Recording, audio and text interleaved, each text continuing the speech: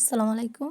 গল্পের আলাপন চ্যানেলে আপনাদের স্বাগতম। পড়ছি কাঠগোলাপে আসক্তি, দ্বিতীয় পরিচ্ছেদ, পর্ব ১৯। লিখনীতে ইশরাত তুন্নি। মাঝে পেরিয়েছে ৩ দিন, যাতনা মিশ্রিত পাত্যকাল। শোকের ছায়া ছড়িয়েছে সর্বখানে।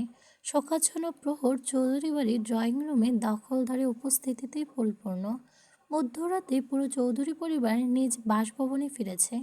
পরীর আগমনে খুশিতে আয়াস আর আরিফ চৌধুরী বাবা ছেলে দুজন মিলে গ্রামে বড় করে একটা মাহফিলের আয়োজন করতে যাচ্ছেন। মূলত সেজন্যই আরিফ চৌধুরী সপরিবারে উপস্থিত হয়েছেন। সময়টা সকাল ৭টা। আরিফ চৌধুরী আর আয়েশা ঠিক সম্মুখে অপর সোফায় বসে আছে এসপি ইরফান মির্জা এবং এসআই অমিত সাহা। পাশের সোফায় আজাদ চৌধুরী এবং আবরার চৌধুরী বসা। ইউভানের তুখোড় দৃষ্টি চৌধুরী পরিবারের প্রতিটা কোণায় পর্যবেক্ষণে মনোনিবেশিত। অমিত সাহা ইউভানের ভাবভঙ্গি পর্যবেক্ষণ করেই চলেছেন। নীরবতা ভঙ্গ করে আরিফ চৌধুরী নিজেই প্রশ্নাত্মক গলায় প্রশ্ন করে, আপনারা আপনাদের আমরা কিভাবে সাহায্য করতে পারি? ইউভান হাসে, অধরে হাসি অটল রেখেই প্রফেশনাল আচরণের সহিত বলে, আপনাদের বাড়িটা অনেক সুন্দর, আমার পছন্দ হয়েছে। এখানে ২ দিন থাকতে পারলে মন্দ হয় না। সিঁড়ির অবস্থানন্তর হৃদিতের কপাল শীর্ণবাজ পরিদর্শন হয়। অনায়াসে ইবনের ছলচাতুরি বুঝে ফেলে। অধর জোড়া স্পষ্ট হয় ক্রৌর হাসি। অমিত সাহার চোখ জোড়া কুঁচকে ফেলে। এই ছেলে মনে কী চলছে কে জানে। আরিফ চৌধুরী পুনরায় কিছু বলার জন্য মুখ খুলতে নিজেই অধর থেকে ভাসমান হয় হৃদিতের নিরেট কণ্ঠস্বর। Obviously SP Mirza, you can stay here even as long as you want. এবার নজর তুলে সেদিকে চায়। ততক্ষণে নিচে নেমে এসেছে হৃদিন। দুটো রহস্যময় চোখের সাথে দৃঢ় সাক্ষাৎ ঘটে ইভানের। মুচকি হাসে, থ্যাঙ্কস। এই অতি নগণ্য অধমের যৎসামান্য স্মৃতিশক্তি সেখানে হাতরে আপনাকে চিনতে ব্যর্থ। বাট আপনার কথাতে মনে হলো আমরা পূর্ব পরিচিত। রাজার রাজ্যে এসেছেন দুধ রূপে, আর রাজা চিনবেন না সেটা কখনো হয়? পুরো একটা রাজ্যের ভালো মন্দের দায়ভার তো রাজার উপরেই বিদ্যমান। আপাতত ইউভানের অব্যবস্থিত মস্তিষ্ক এই দুবিশাল অর্থবহ সংলাপ বুঝতে অপারগতা প্রকাশ করে। রুজুরা তুলনামূলক খানিকটা কুঁচকে যায়। না বোঝার ভঙ্গিতে তারা, sorry, don't be serious, am joking. কিছুক্ষণ আগে আশ ভাই আপনাদের কথা জানিয়েছে, তো বলুন আমরা কিভাবে আপনাদের কাজে সাহায্য করতে পারি? এবার কোনো ভাবভনিতা ছাড়াই অকপটের সবটা সবটা বলে ইভান। আশা করি কিছুদিন আগে এ গ্রামে ঘটে যাওয়া ঘটনা সবটা জানেন আপনারা। ইভেন এটাও শুনেছেন মেবি এই যে চৌধুরী বাড়ি থেকে আয়রা চৌধুরীর ছোট মেয়ে এমিলিয়া নিখোঁজ হয়েছে। আপনারা আমরা আপনাদের বাসা সিসিটিভি ফুটেজগুলো চেক করতে চাই। নিখোঁজ হয়েছে নাকি নিজের গা ঢাকা দিয়ে কাউকে ফাঁসাচ্ছে এই নিউজ ছড়াচ্ছে। আয়েশের মুখ নিঃসৃত গুঁড়ো গম্ভীর কণ্ঠ, তীক্ষ্ণ দৃষ্টিতে আয়রা চৌধুরীর মুখাবয় নিবদ্ধ। আয়রা চৌধুরী একবার তাকান, তবে বিশেষ পাত্তা দেন না। ইভানের কপালে চিন্তার ভাঁজ গাঢ় হয়। সব কিছু কেমন আওলা ঝোলা হয়ে যাচ্ছে। তৎক্ষণাৎ রীতি তাবানকে আদেশ করে, তাবান, উপরে যে তোর ভাবি থেকে আমার ল্যাপটপটা নিয়ে আয়। আয় ফার্স্ট। মেহেরিমাকে বলিস ল্যাপটপে আলমারিতে রাখা আছে। তাবান দৌড়ে ঝড়ের গতিতে উপরে উঠে যায়। কয়েক মিনিট পেরোতেই ল্যাপটপ হাতে নিচে নেমে আসে। হৃদিত ল্যাপটপ নিয়ে সোফায় বসে। সাথে সাথে সবাই সুরসুর করে হৃদিতের পেছনে যেয়ে দাঁড়ায়। বাসার সিসিটিভি ক্যামেরা জাস্ট একটা। এটা ড্রয়িং রুমের সদর দরজা লাগানো। সেটার ফুটেজ শো করছি আমি। নিজের কথা শেষ করে বাসায় না থাকা বিগত ১ মাসে সিসিটিভি শো করতে শুরু করে হৃদিত। সবার মনোযোগী উৎসুক দৃষ্টি ল্যাপটপের স্ক্রিনেই নিবদ্ধ। যেন সবাই সিনেমা হলে সিনেমা দেখতে এসেছে। সিনেমার খুব ইম্পর্ট্যান্ট একটা সিন চলছে। চোখ সরানো যাবে না। চোখ সরালে বড় কিছু মিস হয়ে যাবে। প্রথম ১৮ দিন স্বাভাবিক। বাড়িতে কারো আনাগোনা নেই। কিন্তু ঝামেলা বাদে ১৯ দিনের দিন। সন্ধ্যার দিকে অন্ধকারে চাদর ঠেলে চৌধুরী বাড়িতে আগমন ঘটে এমিলিয়ার। তারপর আবার সবটা আগের মতোই নিস্তব্ধ, ঠিকঠাক। কিন্তু মধ্যরাতে সদর দরজার সামনে লক্ষ্য করা যায় আরও একটা আবছায়া। ধীরে ধীরে আবছায়া একটা মানবে পরিণত হয়। বোঝা দুষ্কর আদৌ এটা পুরুষ নাকি নারী। সেখানে মুখ দেখার চেষ্টা করা নেহাতি বোকামি। পুরো কালো রঙে নিজেকে রাঙিয়েছে। এ যেন সাক্ষাৎ যমদূত। কালো তো শোকের প্রতীক, তাহলে মানবের মাঝে কোনো তাড়াহুড়ার রেশ মাত্র নেই। দরজার সামনে কম করে হলেও 10 মিনিট ঠায় দাঁড়িয়ে থাকে, হাতে ধারালো চকচকে করে লক্ষণীয়।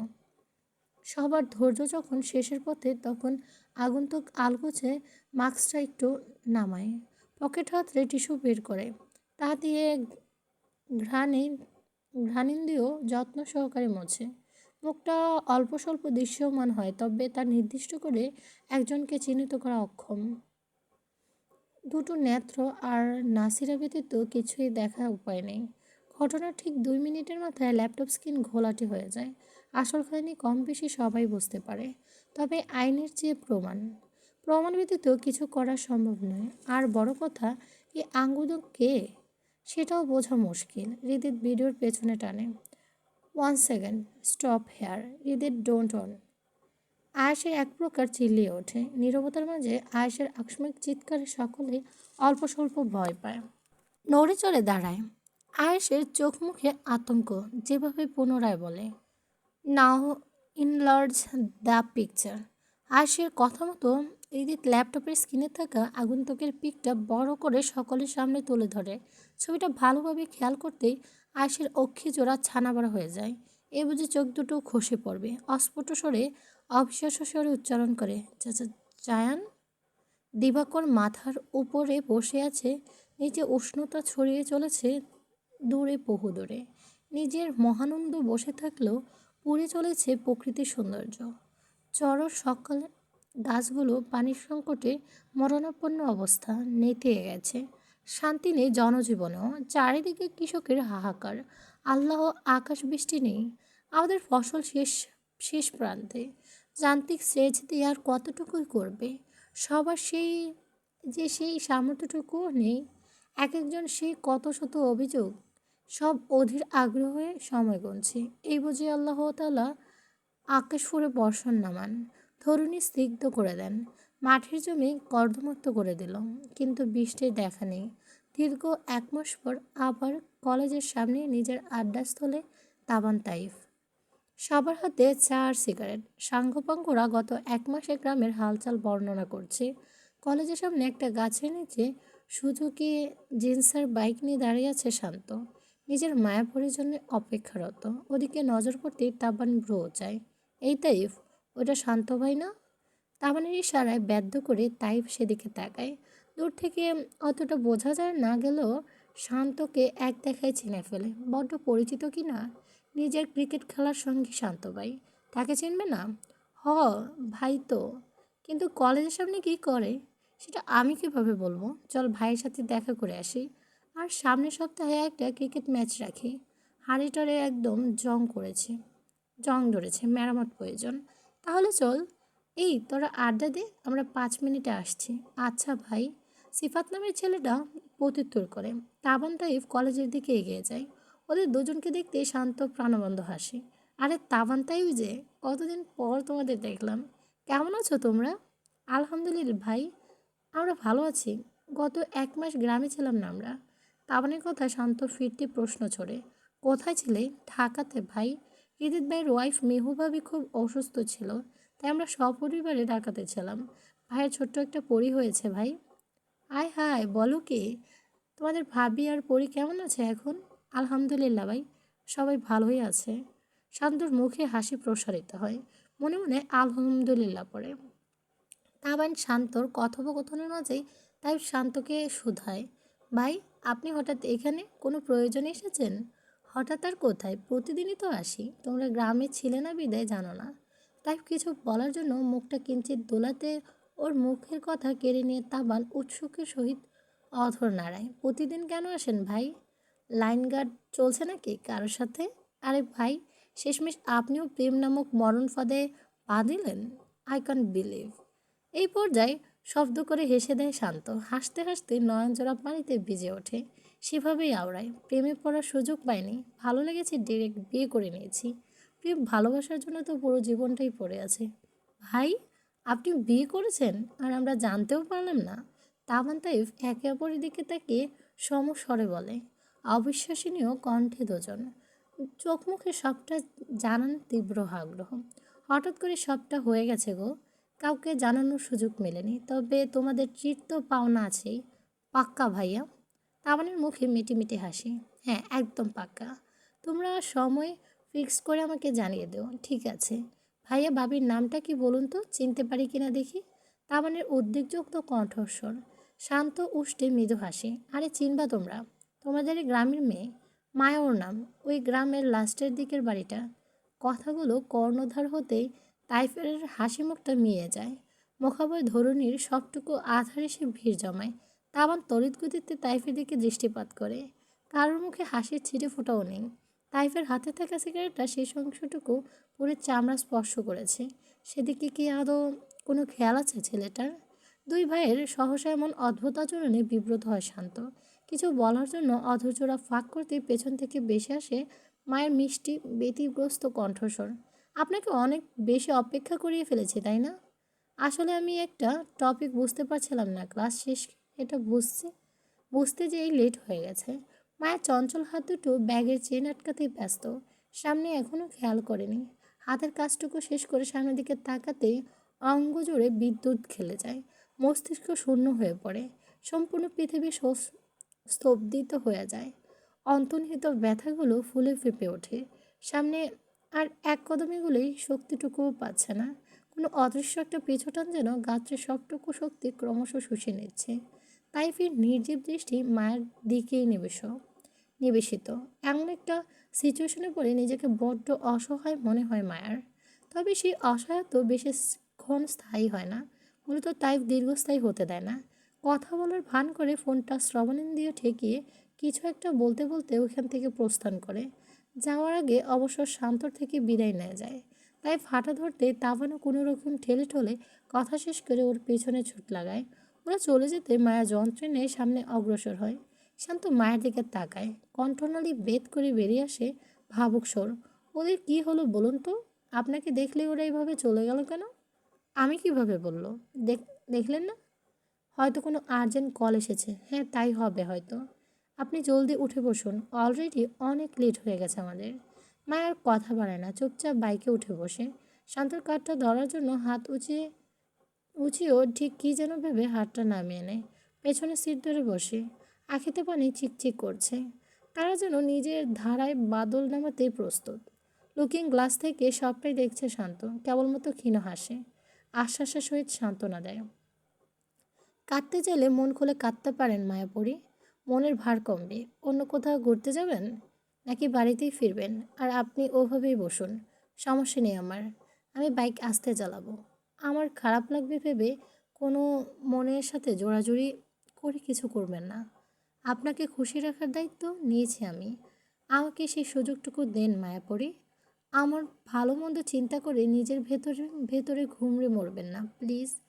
আপনার যেটা ভালো লাগবে, সেটাতে আপনার স্বস্তি মিলবে, সেটাই করবেন।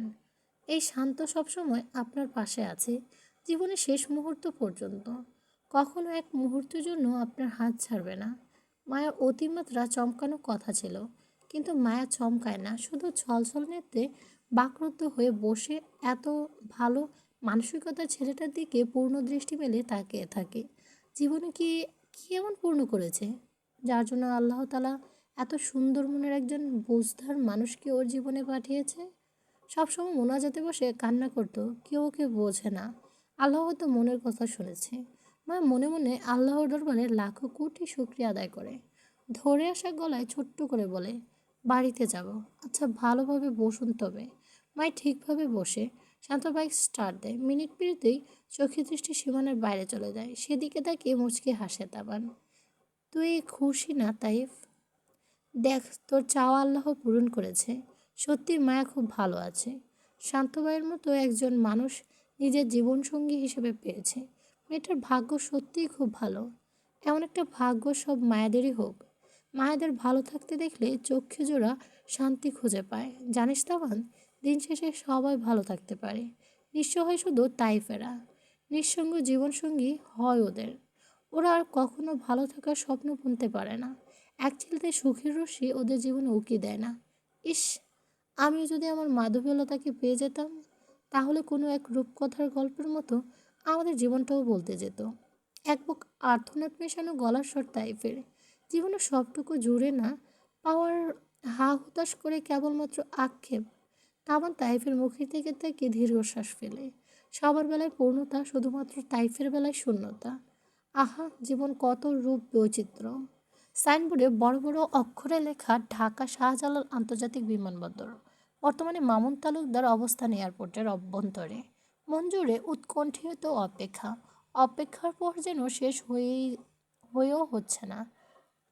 বারবার হাতঘড়ির দিকে নজর বুলিয়ে যাচ্ছে। এয়ারপোর্টের বাইরে উপস্থিত রয়েছে অর্ধশতাধিক গাড়ি। সবাই অধীর অপেক্ষায় প্রহর পার করছেন। নিজেদের প্রিন্সকে বরণ করতেই যেন এলাহি কাণ্ড সাজিয়ে রেখেছে তালুকদার পরিবার। মামুন তালুকদার খুশি আজ আকাশ ছোঁয়া। অবশেষে সবচেয়ে শানিত তলোয়ার নিজের হাতে পেতে চলেছে, যা দিয়ে তুড়ি মেরে খেলার মোড় ঘুরিয়ে দিতে পারবেন। এক একজনের আকাশচুম্বী তেজ খনিকে মাটিতে ধূলিসাৎ করে দিতে পারবে। নিজের জয় যেন নিজের চোখে দেখতে পারছেন। অধরে ফুটে ওঠে হিংস্র হাসি। চোখে অগ্নি স্ফুলিঙ্গ দৌত্য নিয়ে দন্ত পিষে বললেন, তালুকদার আর চৌধুরীদের ধ্বংস খেলায় তালুকদাররা কখনোই হারেনি। এবার জয় তালুকদারদেরই হবে। প্রয়োজনে আবারও লাশ পড়বে। এটা পর্ব ২০। অধ্যুত্তরে পরিবেশ। গাছে ডোকায় বসা নাম না জানা পাখিদের ভয়ঙ্কর গুঞ্জন। অথর গহীনে অরণ্য থেকে ভাসমান জন্তু জানোয়ারের ক্ষুধার্ত গর্জন। প্রকৃত ধীর অমনিবেশায় চাদরের আচ্ছাদিত। আলো ব্যতীত এক হাত দূরের পরিবেশও তীব্র তমাচ্ছন্ন। জঙ্গলের মাঝে পুরনো অর্ধভাঙা দোতলা একটা রেস হাউস। দেয়ালের সিমেন্ট খসে পড়েছে, ভঙ্গুর ইট দৃশ্যমান। বড় বড় দেয়ালগুলোর লতাপাতার দখলে যেন সবটা জুড়েই শুধুমাত্র তাদেরই রাজত্ব। শ্যাওলা পড়ে সবুজ বর্ণ ধারণ করেছে। বাইরে থেকে ভেতরে যাওয়ার সাহস কুলাবে না সাধারণ গণ্যমান্য মানুষদের। বেশ প্রাচীন রেস্ট হাউস। আদৌ রেস্ট হাউস নাকি অন্য কিছু ছিল বোঝা মুশকিল। রেস্ট হাউসের রুমগুলো বড্ড ঘোরানো পেঁচানো। রুমগুলো দেখলেই অজানা ভয়ে গা ছমছম করে ওঠে। সদর দরজা ঠেলে ভেতরে ঢুকতেই সামনে ছোট্ট একটা রুমের অস্তিত্ব মেলে। রুমের মধ্যে দিয়ে নাক বরাবর সরু একটা গলি। গলির দুদিকে বৃহদায়ক কামরা। ডান সাইডে দ্বিতীয় কামরা ভেদ করে ভেতরে গেলে দেখা পাওয়া যাবে বিশাল সিঁড়ি। সিঁড়ি পার করে দোতলা উঠলেই চোখের সামনে দৃশ্যায়িত হয় আরও এমন বিশাল ঘরের অস্তিত্ব। বেশি দূর নয়, বাম সাইডে চতুর্থ ঘরটার মাথার উপরে মিটিমিটি হলদে আলোয় নিজস্ব ছন্দে জ্বলছে। বৃদ্ধ রুমের চেয়ারের সাথে অবলীলায় বাঁধা আছে এক নিপীড়ন কৈশোরী।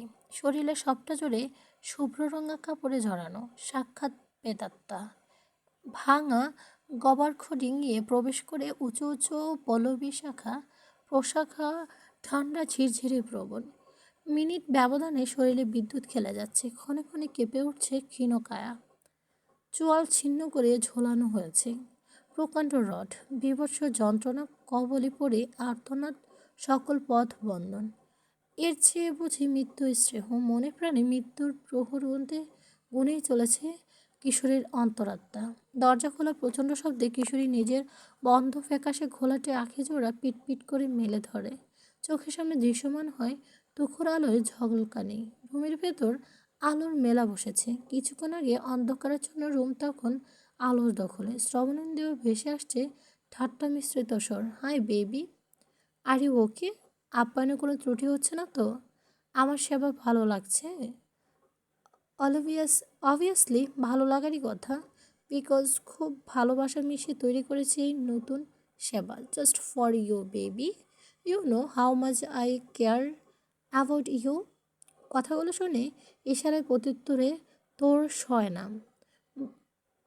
বন্ধ রুমের পরিবেশ বিকট শব্দে থমকে যায়।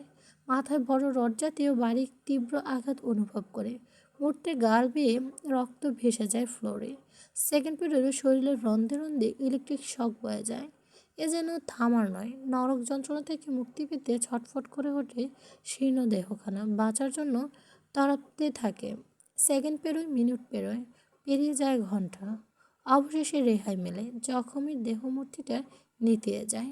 নিজস্ব নির্জন পরিবেশে শোনা যায় অগ্নির ন্যায় চলন্ত কঠোর আওয়াজ। শরীর থেকে সিরিঞ্জ দিয়ে সবটুকু রক্ত শুষিয়ে নিবি, এক ফোঁটা রক্ত যেন শরীরে অবশিষ্ট না থাকে। এদিকে এত এত নির্মমতার মাঝে এই অদ্ভুত কথাগুলো কর্ণধার হতেই আবিরের ব্রুজগোল কুঁচকে যায়। কণ্ঠলানি বিদারণ করে বেরিয়ে আসে রাগান্বিত সংস্রবশূন্য ধ্বনি। Are you mad? মেয়েটা 11 দিন ধরে 24 ঘন্টা ইলেকট্রিক শকের উপর আছে। খাওয়া দাওয়া থেকে শুরু করে এক ফোঁটা পানিও টোরা টোটালি বন্ধ। ও যে এখনো বেঁচে আছে এই তো অনেক। ওর শরীরে যৎকিঞ্চিৎ রক্ত মিলতে পারে, তা সেটাও বের করে নিলে তক্ষুনি মারা যাবে মেয়েটা। এতে উত্তপ্ত রক্তর বলবলিয়ে মাথায় উঠে বসে। রাগে তেতিয়ে ওঠে মস্তিষ্ক। হাতে থাকা মোটা লোহার খণ্ডাংশে তুমুল শব্দ করে তুলে এক প্রকার আছড়ে ফেলে ফুরে হুঙ্কার দিয়ে ওঠে। নির্ভীক সব প্রতিটি শব্দগুচ্ছের সমষ্টি। এই ব্লাডি বিচের প্রতিটি ফোঁটা রক্ত আমার চাই মানে চাই। ওই রক্ত দিয়ে আমি আমার অ্যানাবেলার শাওয়ার নেব। কথাটি দিয়েছি আমি। রীতি চৌধুরী কখনো কথার খেলাপ করে না। আর বিষয় যখন অ্যানাবেলাকে নিয়ে তখন তো নো কম্প্রোমাইজ। একে কম করে হলেও আরও 2 দিন বাঁচিয়ে দিতে হবে। প্রয়োজন পড়লে মেডিসিন অ্যাপ্লাই করে বাঁচিয়ে রাখবি। আমার অ্যানাবেলা ওর সাথে মিট করবে। তারপর ওকে উপরে পাঠানোর দায়িত্ব আমার। রীতিদের মুখাবয়ব পরিবর্তন স্পষ্ট। হাত জোড়া মুষ্টিবদ্ধ, চোখের জগতে সবটুকু হিংস্রতায় সে ভর করেছে। মনেগুলো ভয়ানক দেখাচ্ছে। কপালের ঘাড়ে শিরাগুলো ফুলে ফেঁপে নীল হয়ে উঠেছে। আবার বাঁকা ঢোক গেলে 2 কদম পিছিয়ে যায়। মুহূর্তে সিংহের ন্যায় রূপ বিড়ালে পরিণত হয়। অস্পষ্ট শব্দ, কম্পিত কণ্ঠনালী। আচ্ছা, ঠিক আছে। রাগস কেন দোস্ত? ভয় লাগে তো। ছোট্ট হৃদপিণ্ডটা লাফাতেছে। আগামীকাল দুপুরের আগে পার্সেল করে পাঠিয়ে দিবি, না হলে তোর রক্ত শাওয়ার নেব আমি। মাইন্ডেড। কথা শেষ করে উল্টো ঘুরে প্রস্থান নিতেই বাদশাহ আবির ভয়ে আটকে ওঠে। আমায় একা রেখে কোথায় যাচ্ছিস তুই? এই জঙ্গলে এমন ভোতরে বাড়িতে আমি একা থাকতে পারবো না দোস্ত। তাহলে এই মেয়ে মরার আগে আমি নিজেই মরে যাব। কাঁদো কাঁদো কণ্ঠস্বর আবিরের। হৃদিত পিছু ফেরার প্রয়োজন বোধ না করে নিজস্ব ভঙ্গিতে সামনে এগোতে থাকে। চরণযুগল কবাট পেরিয়েছে। সে সেখান থেকে বলে, তাবান তাইফ আছে তোকে কোম্পানি দিতে, ডোন্ট ওয়ারি। মিনিট পার হতে কণ্ঠটা আধারে বুকে মিলিয়ে যায়। ধরুনির ধোঁয়াশার মাঝে হারিয়ে যায় কণ্ঠের মালিক। আবির দীর্ঘশ্বাস ফেলে দৃষ্টি স্থির রাখে অলিভিয়ার ক্ষতবিক্ষত মুখমণ্ডলে। বুক ছিঁড়ে বেরিয়ে আসে যাতনা, বেদনা সংস্মৃত কিছু শব্দ। 1 মাস আগে প্রথম দেখায় মন গৃহিণী জায়গা করে নিয়েছিলে নিষ্ঠুরিনী। তোমার গলার স্বরময় মুগ্ধ করেছিল, চুম্বকের মতো টেনেছিল তোমার দিকে। তখন বুঝতে পারিনি তুমি এতটা নিকৃষ্ট মনের একজন মেয়ে। মায়ের আদলে গড়ে মুখের আড়ালে তোমার একটা বিকৃত রূপ আছে। কিন্তু দেখো, এখন তোমার স্বার্থপরতা, হিংস্রতা যতটুকু জানি আমি, তবু তোমার গায়ে একটা টোকা দিতে আমার হাত কাঁপে, বুকে ব্যথা হয়। ভালোবাসা বোধহয় এমনই। এতদিন বুঝেছি আমি। আমায় কেমন যেন অসহায় করে দিয়েছে। ভাগ্যের কি নিষ্ঠুর পরিহাস! হায়, নিজের চোখের সামনে তোমাকে মরতে দেখব। অবশ্য মৃত্যুই তোমার জন্য পারফেক্ট শাস্তি হবে। তোমার ভুলের কোনো ক্ষমা নেই। আবির থামে। চোখ দিয়ে গড়িয়ে পড়ে কয়েক ফোঁটা মিঠা পানি। তা অবলীলাল ঠায় পায় ফ্লোরে। এগিয়ে যে অলিভিয়ার পায়ের কাছে হাঁটে, হাঁটুর উপর আলগোছে মাথা রাখে। সব তো ঠিকঠাক, কিন্তু এই আমার কি হবে? যাকে পাবো না তার প্রতি মায়া কেন জন্মে আমাদের? একটা আফসোস আমার আজীবন রয়ে যাবে। খুব তীব্রভাবে চেয়েও তোমাকে পাইনি, পাবো কিভাবে? আমি তো ভালোবেসেছি একটা ভুল মানুষকে। না না, ভুল মানুষ না, একটা পশুকে ভালোবেসেছি আমি, যার মন বলতে কিচ্ছুই নেই। তাহলে কষ্ট পেতে তো হবেই। ভুল আমার। ভুলের মাসুলে আমাকেই দিতে হবে। পুনর্জন্ম হবে না বলে এই জন্মেই তোমাকে পাওয়ার দৃঢ় ইচ্ছা ছিল আমার। তোমাকে নিজের রানী বানাতে চেয়েছিলাম, কিন্তু সেই সুযোগটুকু আমায় দিলে না তুমি। সেই চোখে তোমার জন্য নিজের সবটুকু ভালোবাসা বিরাজ করছে, সেই চোখে সে চোখে তোমার নৃশংস মৃত্যু কীভাবে দেখবো বলো তো নিষ্ঠুরিনী? এতটা ঘৃণ্য কেন হলে তুমি? আর 5টা মেয়ের মতো সাধারণ কেন হলে না? ঘড়ির কাঁটা করে 12টার ঘরে অবস্থান নিয়েছি। নিজস্ব 2তলা বিশিষ্ট ডুপ্লেক্স বাড়িতে অবস্থান করছে জায়ান। ড্রয়িং রুমে সোফায় বসে ভিডিও গেম খেলছে। চঞ্চল হাত দুটো রিমোট কন্ট্রোলে ব্যস্ত। বিশেষ অভিজ্ঞতার সহিত রিমোট নাড়িয়ে চলেছে। আকস্মাৎ পাশে অবহেলায় পড়ে থাকা ফোনটা ঝংকার তোলে বেজে ওঠে। খেলার বেঘাত ঘটায় বিরক্তিতে চোখ মুখ কুঁচকে ফেলে যায় না। ফোনের স্ক্রিনে জলজল করতে থাকা নাম্বারটা অক্ষিগোচর হতে কেটে দিতে যেও তড়িৎ গতিতে রিসিভ করে। অপর পাশ থেকে শোনা যায় নিরেট গুরু গম্ভীর কণ্ঠস্বর। 5 মিনিটের মধ্যে পুলিশ ফোর্স নিয়ে স্বয়ং এসপি ইভান মির্জার গাড়িতে প্রবেশ করবে তোমার বাসায়। অলরেডি তোমার এরিয়াতে ঢুকে পড়েছে। পালানোর প্রয়োজন নেই। অবশ্যই সে চান্সটুকু ওরা রাখেনি। প্ল্যান মোতাবেক সবটা করো, বাকিটা আমি ম্যানেজ করে নেব। Okay bro. কল ডিসকানেক্ট হয়ে যায়। যান দৌড়ে দোতলায় ওঠে। প্ল্যান অনুযায়ী সবটা করে শরীরে নতুন কাপড় জড়িয়ে নিয়ে নিচে আসে। তৎক্ষণাৎ বাইরে থেকে শোনা যায় পুলিশের গাড়ির সাইরেন। মেন গেটের তালা ভেঙে ভেতরে প্রবেশ করেছে। শখানেক পুলিশ অলরেডি সন্ধ্যা থেকে বাড়ি ঘেরাও করে রেখেছে। যার স্বভাবগুলো নিজের গতি হেঁটে ড্রয়িং রুমের দরজা খুলে দেয়। ধর্ষণ হয় ইভানের শানিত বদন। যেন মৃদু হেসে চশমা ফ্রেমে খোঁচা দিয়ে নাকের ডগা থেকে উঠিয়ে যথাযথ স্থানে বসিয়ে দেয়। হাত জোড়া সামনে এগিয়ে দিতে ইভানের কপালে ভাঁজের সৃষ্টি হয়। বহুচোরা কুঁচকে ফেলে। মনে হচ্ছে আমাদের জন্য অপেক্ষা করছিলেন। চার দেয়ালের মধ্যে বন্দী হওয়ার এত তাড়া। নিশারচের অবরুদ্ধ রাখা এতটা সহজ নয় এসপি মির্জা। আপনাদের কাজটা একটু সহজ করে দিতে মন চাইলো। এই যা, এবার জলদি হ্যান্ডকাফ পরে ফেলুন। ইভানের পাশে থাকা অমিত সাহা হক চকিয়ে গেছে। চোখ জোড়া আপনা আপনি দুদিকে সরে যায়। মুখ দিয়ে পৃথিবীর অনায়াসেই ঢুকে যায়। দুটো অক্ষিকুটর থেকে বেরিয়ে আসার উপক্রম। এ ছোট জীবনে আর কি কি দেখার বাকি আছে কে জানে। ইভান কিছু বলার আগেই জানতা যান সম্পূর্ণ বডি চেক করে। ইলেকট্রিক ডিভাইসের সন্ধানে তবে তা পাওয়া যায় না। মুচকি এসে হাতকড়া পরিয়ে টানতে টানতে গাড়িতে তোলায়। ড্রাইভিং সিটে ইভানের বিশ্বস্ত ভাইসুলভ ড্রাইভার পাবেল। পাশের সিটে ইভান বসা। পেছনের সিটে জায়ানের সাথে অমিত সাহা। সামনে দুটো পুলিশ। গাড়ির পেছনে দুটো। প্রকৃতির গভীর শান্ত পরিবেশে থাকা গাড়ির ভেতরের পরিবেশটাও নীরবতায় মোড়ানো। ইভানের জহুরি নজর জায়ানের মাঝেই নিবদ্ধ। লুকিং গ্লাস দিয়ে আর দৃষ্টিতে রেখে চলেছে। কিছুক্ষণ পরে গাড়ি জঙ্গলের রাস্তায় ধরে দুদিকে শশ করে সুবিশাল অটবি পেছন ধেয়ে চলেছে। কিছুটা দেখার উপায় নেই।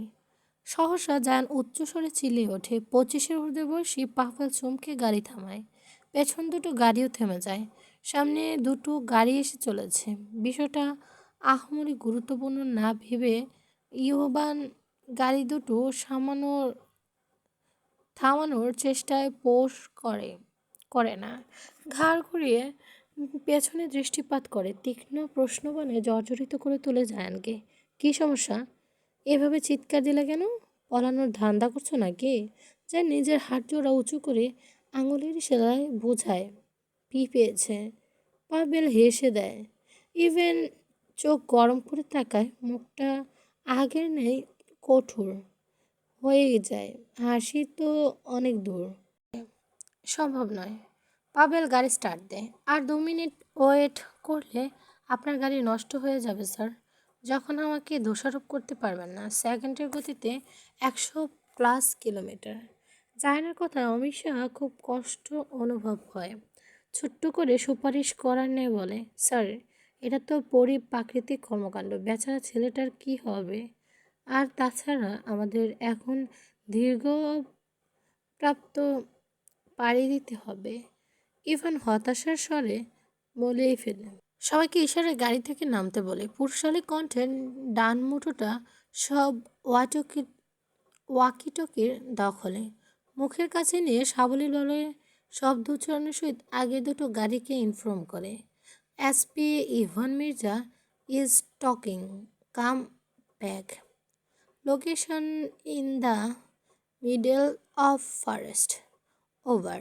অপার পাশ থেকে বেশি আসে। Okay sir. পুনরায় ওয়াকিটকি চওড়া করে কোমরে স্থান পায়। যেন এ পর্যায়ে অধৈর্য হয়ে পড়েন। স্যার এবার আমি যাই।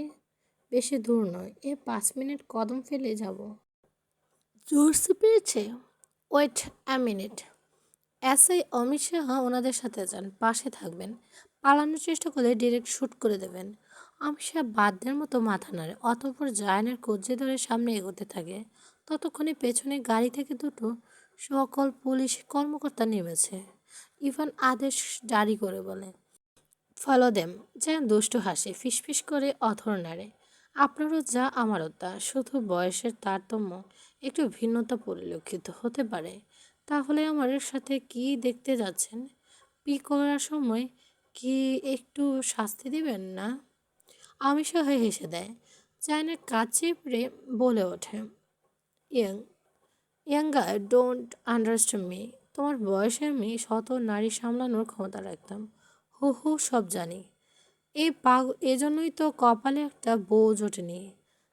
আরে বেটা, জায়গা মতো টোকা দিলেও না অন্তরে লাগে। জান হাসে। কিছু দূরে একটা গাছের নিচে প্রতিযোগল থামিয়ে দেয়, সাথে সাথে ওদের সাথে একটু দূরে অবস্থান নিয়ে পুলিশের সুবিশাল একটা দল গোলগাল আকৃতি ঘেরা করে রাখেন। জায়ান সঙ্গীত ছেড়ে দিয়ে হ্যান্ডকাফ খুলে দেয়। অমিত শাহ পকেটে তন্ন তন্ন করে করে খুঁজে অবশেষে বিকল্প চাবিটা দিয়ে হ্যান্ডকাফ খুলে দিতে সক্ষম হয়। চারখানিটা বুকে ঝুঁকে অন্ধকার হাতরে পায়ে পরিহিত মোজা থেকে ব্লুটুথ বের করে শোয়ের ওপরের অংশটুকু খুলে ফোনটা হাতে নেয়, অতঃপর দ্রুত ব্লুটুথ কানেক্ট করে ফেলে। শো ঠিকঠাক করে উঠে দাঁড়ায়। ফোনটা আড়াল করে কল দেয় পরিচিত এক নম্বরে। উপাস থেকে রিসিভ হয়। শার্টের ভেতর লুকোনো ছোট সিসিটিভি ক্যামেরা। এটা বের করে অমিত শাহর হাতে ধরিয়ে দেয়। হ্যান্ডকাফটা নিজের হাতে রাখে। Thanks and lot mister Saha. আপনার এই ঋণ আমি কখনোই পরিশোধ করতে পারবো না। কৃতজ্ঞ আমি। শীঘ্রই দেখা হবে আমাদের। আমি যাচ্ছি, বাকি দায়িত্ব আপনার। সাবধানে ইয়াঙ্গায়, পাশে আছি আমি। অমিত সাহা আশ্বস্ত কণ্ঠধ্বনি। চান অমিত সাহার নাক বরাবর সমস্ত শক্তি দিয়ে একটা ঘুষি মেরে বজ্রগতিতে গাছে উঠে যায়। অমিত সাহা ঠিক তখনই একটা শট করে। দুর্ভাগ্যবশত সেটা ডান হাতে লাগে। চান হাতে বেশ আঘাত পায়, ঘুড়িটা মাংসে আটকে গেছে। তবু থামে না। ডালা পাতলে বেদ করে ছুটে চলেছে। মিসে আর্তনাদ করে ওঠে অমিত সাহা। রক্তাক্ত নাক মুখ নিয়ে মুচকি হাসে। গুলির শব্দে দৌড়ে আসে অমিত সাহার আত্মচিৎকারে চারিদিক থেকে দৌড়ে আসে ঘটনাস্থলে উপস্থিত হয়। ইভান অমিত সাহাকে রক্তাক্ত অবস্থায় দেখতে হতভম্ব হয়ে যায়। ঘটনা যা বোঝার বুঝে ফেলে। অমিত সাহা হাতে দিয়ে পশ্চিম দিকে দেখিয়ে উত্তেজিতভাবে বলতে থাকে, ওদিকে গেছে, ওদিকে গেছে। হলি শিট, ড্যাম ইট। জঙ্গলের চারিদিকে ছড়িয়ে পড়ুন, পালাতে যেন না পারে। ইভান দিশা হারিয়ে আছে। কপালে আঙুল ঘষে কিছু একটা সমীকরণ মেলাতে ব্যস্ত পড়ে। ততক্ষণে আগে দুটো গাড়ি এসে পৌঁছেছে। সব পুলিশ কর্মকর্তাই নেমেছে ইতিমধ্যে। ইভান হুঙ্কারে রাতের আধারে ধুলোর জল মারিয়ে জঙ্গলের চারিপাশে ছড়িয়ে ছিটিয়ে পড়ে সকলে। জায়ান গাছের ডালায় বেয়ে 8টা গাছ ব্যতিক্রমে লাফিয়ে মাটিতে নামে। গাছগুলোর শাখা প্রশাখা একে অপরের সাথে লাগায় বিধায় সমস্যা হয়নি। ব্রো, শুনতে পাচ্ছেন আমাকে ব্রো? হুম। ডান দিকে রাস্তা ধরে দৌড়াও। শুনছি ছোটবেলায় রেস কম্পিটিশনে অলরেডি ফার্স্ট হয়েতে। সেই শক্তি কাজে লাগাও ফার্স্ট। তোমার লোকেশন আমি ট্রেড করছি। Don't be award. জায়ান্ট দিক বেদিক ভুলে দৌড়াতে শুরু করে। হাতে ব্যথা বেলুম বেমালুম মস্তিষ্কের বাইরে চলে গেছে। জীবনে হাতে নিয়ে ছুটতে থাকে। পেছন থেকে শোনা যায় আরও কয়েকজনের চরণ যুগলের খম্মস শব্দ। শ্রবণেন্দ্রিয়ে ঝংকার তুলে ইভানের বর্ণপ্রসূদের মতো গর্জন। Just stop there, otherwise I will be force to shoot. Bro, ওরা আমার পেছনে, ভয় নেই। বায়ে মোড় নাও, তারপর সোজা 1 কিলোমিটার দৌড়াও। নদীর ঘাট মিলবে। আম ওয়েটিং। চাইন এবার নাক মুখ বন্ধ করে দৌড়ান লাগায়। জানে একবার ধরা পড়ে গেলে মুক্তি মিলবে না সহজে। তখনই জেলের 4 দেয়ালের মাঝেই নিজের বাকিটা জীবন পার করতে হবে। ধুকে ধুকে পচে গলে মরতে হবে। পায়ের গতি বৃদ্ধি পায়। জঙ্গলের চারিধার ফায়ারিং করে এর প্রখর শব্দে মুখরিত। ভাষ্য ভাগ্যবশত এখন একটা জায়ানের শরীরে আঘাত হয়নি। 5 মিনিটে নদীর ঘাটে এসে উপস্থিত হয়। অন্ধকার গলিয়ে বড়সড় একটা আলোর সন্ধান মেলে। সামনে বিশাল একটা ট্রলার দাঁড়িয়ে। জায়ান যেন আসমানের চাঁদ হাতে পায়। দৌড়ে গিয়ে লাফিয়ে ট্রলার ওঠে। ঠিক তখনই ঝড়ের গতি পেছন থেকে একটা বুলেট এসে জায়ানের পায়ের গোড়ালিতে লাগে। মুখ থুবড়ে পড়ে। শ্যুট করেছে ইভান। হাঁটুতে হাত দিয়ে হাঁপাচ্ছে। ট্রলারের কেবিন থেকে বেরিয়ে আসে বিশাল দেখে একজন যুবক, শরীর পুরো কালো কাপড়ে মোড়ানো। আবারও কম্পরত হাতে শুট করে ইভান, কিন্তু তাকে এবার ছুটে দেয়। তার আগে জায়ান কাঁধ ধরে কেবিনের ভেতরে তুলে নেয় যুবক। ইভেন ততক্ষণে ট্রলার ছেড়ে দিয়েছে, ছুটে চলেছে তীব্র বেগে। চাইলেও আর কিছু করা সম্ভব নয়। নদীর ঘাটে ইভান দাঁড়িয়ে, বৃষ্টির দূরে বহু ট্রলারে নিবদ্ধ। কয়েকজন পানিতে লাফও দিয়েছে, তবে খুব একটা সুবিধা করতে পারেনি। একটুর জন্য নিশানা মিস হয়ে গেছে ইভানের। আফসোসের সমাপ্তি নেই। পাশে এসে দাঁড়ায় অমিত সাহা, ব্যথাতুর ধ্বনি তুলে বলতে শুরু করে, আমি দুঃখিত স্যার, আমাকে আঘাত করে পালিয়েছে জানোয়ারটা, আমি অনুতপ্ত। ইস, ইটস ওকে, চলুন। আপনার ট্রিটমেন্ট প্রয়োজন, তবে আমার চোখে ধুলো দিয়ে কেউ পার পাবে না। আই প্রমিস, এর শেষ আমি দেখিয়ে ছাড়ব।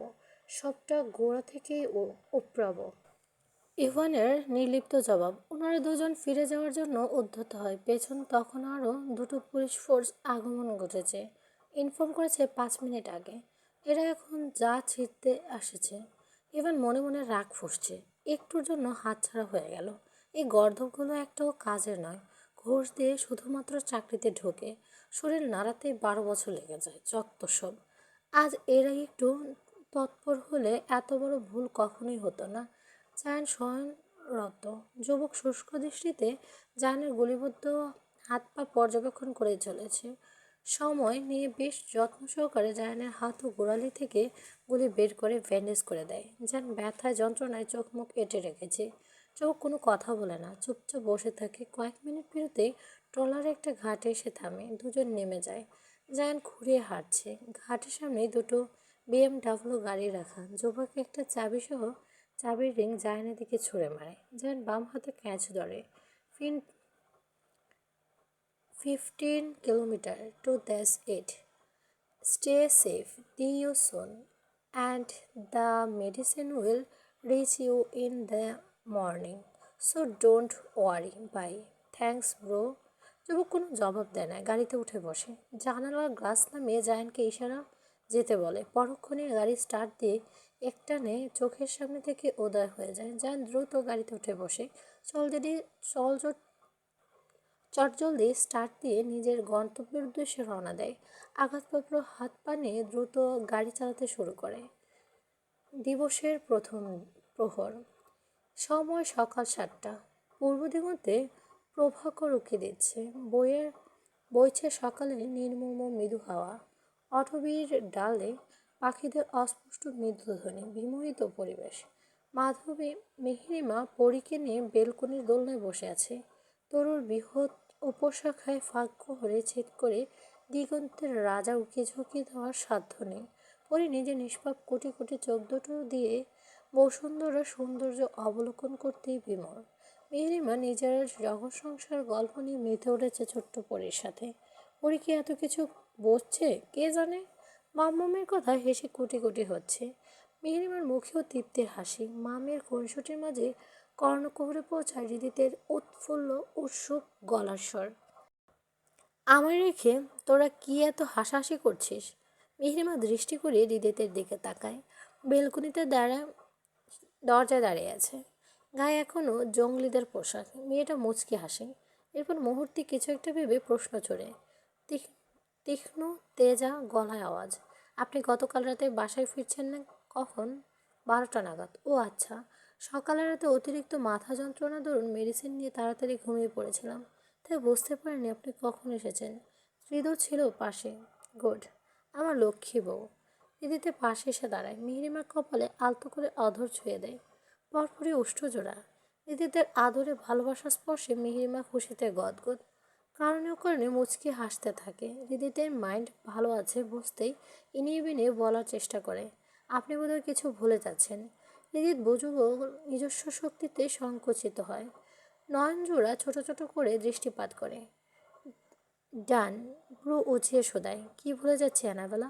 ওই যে এ অলিভিয়ার বিষয়টা। হৃদের ঠোঁট কামড়ে হাসে। মেহরিমা এদিক সেদিক হাতড়ে বলা কথাগুলো বুঝতে পারে। অধরে হাসির রেশ ধরেই রেখে বলে, আজ রাতে নিয়ে যাব।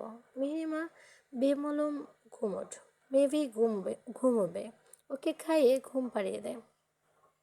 মাহিরা মেবি ঘুমোবে, ওকে খাইয়ে ঘুম পাড়িয়ে দেয়। মেহরিমা বেজায় মুখ করে দাঁড়ায়, রুমের উদ্দেশ্যে পা বাড়ায়। আপন মনে নিজের মধ্যে বকবক করতে থাকে, পারে খালি আদেশ করতে, নিজে এসে একটু কি ঘুম পাড়িয়ে দেয়া তখন কেমন লাগে। কি সুন্দর বসেছিলাম না মামি, তাও না সহ্য হলো না। নিজের আর বাচ্চা কাচ্চা নিতাম না ভাই, জীবনে বহুত প্যারা। এই একটা মানুষ কত বড় করে আমার জন্য বিগ চ্যালেঞ্জ। আর বলিস কি, আমার তো একটা ফুটবল টিমের বড্ড শখ। আমায় মেরে আরেকটা বিয়ে করে নিজের শখ পূরণ করেন ভাই। এই তো ভাইকে এই তোর ভাইকে দিদি চমকে ওঠে। মেয়েরিমা থতমত খেয়ে বসে। অ্যালাভোলা হাসে, সে পরিচিত অভ্যাসে আমতা আমতা শুরু করে। আসলে মুখ ফুসকে বেরিয়ে গেছে, আপনি তো আমার জামাই, হাড্ডু ডেসিং জামাই। আজকের পর আর বেরোবে না। শাওয়ার নেওয়ার সময় রেডি হ, আমি ফ্রেশ হয়ে আসছি। রিদিত ওয়াশরুমে ঢুকে পড়ে। মেহরিমা বিড়বিড় করে মুখ বানায়। খাওয়ার জন্য খাওয়ার নেওয়ার ধন্য রেডি হ, আমি প্লেট হয়ে আসছি। বেটা শয়তানের নানা পারে তো খালি ওই ট্রেড দিতে। 80-85 কেজির দামড়া ছেলে আর এই আরেকজন বাবা ভক্ত মহারানী, দুজনকে সামলাতে যে আমার জীবন তেজপাতা। ওয়াশরুম থেকে ভেসে আসে হৃদিতে দুষ্টুমি যৌগিক স্বর। 78 কেজি, এতদিনে এটাও জানলি না? লিটল কিটি, নো প্রবলেম, আজ জেনে যাবে।